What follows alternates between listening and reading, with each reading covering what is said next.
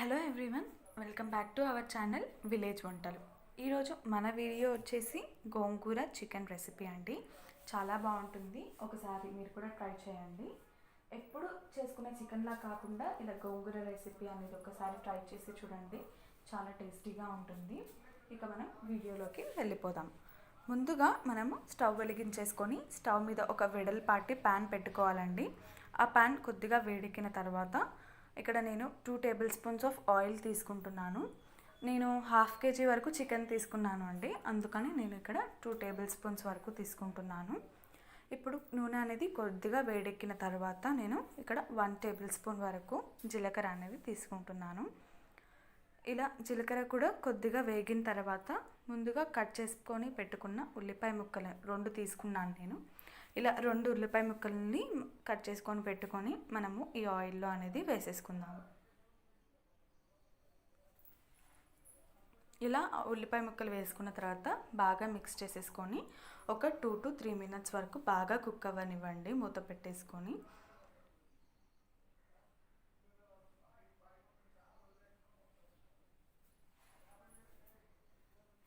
ఇలా మధ్య మధ్యలో ఒకసారి మూత తీసి కలుపుకొని చూడండి, కొద్దిగా గోల్డెన్ కలర్ రావాలి. నేను ఇక్కడ 1/2 kg చికెన్ బాగా వాష్ చేసేసుకొని తీసుకున్నానండి. ఇలా ఉల్లిపాయలు కొద్దిగా గోల్డెన్ బ్రౌన్ కలర్ వచ్చిన తర్వాత ముందుగా కడిగి పెట్టుకున్న చికెన్ని మనము ఇందులో వేసేసుకుందాము. మీరు ఏదైనా సరే అండి, మీరు తీసుకున్న క్వాంటిటీ బట్టి కారమైనా ఉప్పైనా కూడా అన్నీ మీరు తీసుకున్న క్వాంటిటీ బట్టి వేసుకోండి.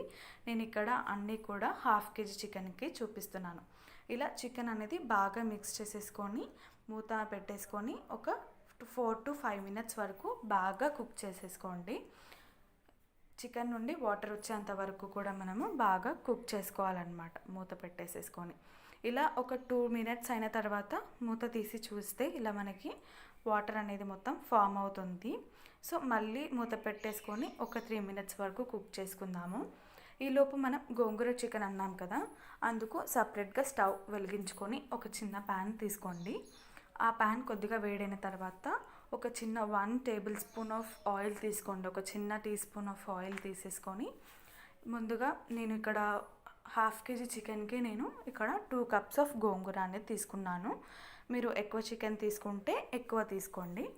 ఇలా ముందుగా వాష్ చేసేసుకొని పెట్టుకున్న గోంగూరని ఇప్పుడు మనం ఈ ఆయిల్లో వేసేసుకొని ఫ్రై చేసుకోవాలండి. ఇలా మీరు ఇలా సపరేట్గా కాకుండా కూడా మీరు డైరెక్ట్ చికెన్లో కూడా వేసేసుకొని ఫ్రై చేయొచ్చు.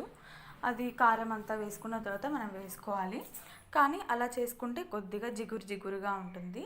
కాబట్టి ఇలా సపరేట్గా ఫ్రై చేసేసుకోండి. ఇప్పుడు చూసారా మన చికెన్లో మనకి చూడండి ఇక్కడ వాటర్ అనేది వచ్చేసింది. సో ఇలా మన చికెన్ అనేది కొద్దిగా బాగా ఉడికిపోయింది అనమాట. ఇప్పుడు నేను ఇక్కడ 1 టేబుల్ స్పూన్ వరకు కూడా నేను ఫుల్ 1 టేబుల్ స్పూన్ అల్లం వెల్లుల్లి పేస్ట్ అనేది తీసుకున్నాను. అలాగే ఒక 1/2 టేబుల్ స్పూన్ అంటే చిటికెడు పసుపు తీసుకుంటున్నాను. ఇలా పసుపు ఇంకా అల్లం అనేది బాగా మిక్స్ అయ్యేలాగా చికెన్కి పట్టేలాగా బాగా మిక్స్ చేసేసుకొని మళ్ళీ మనము మూత పెట్టేసుకొని ఒక 3 minutes వరకు మనము చికెన్ అనేది బాగా కుక్ అవ్వనివ్వాలి. ఇలా బాగా కుక్ అయిన తర్వాత మళ్ళీ మనము చూద్దాము.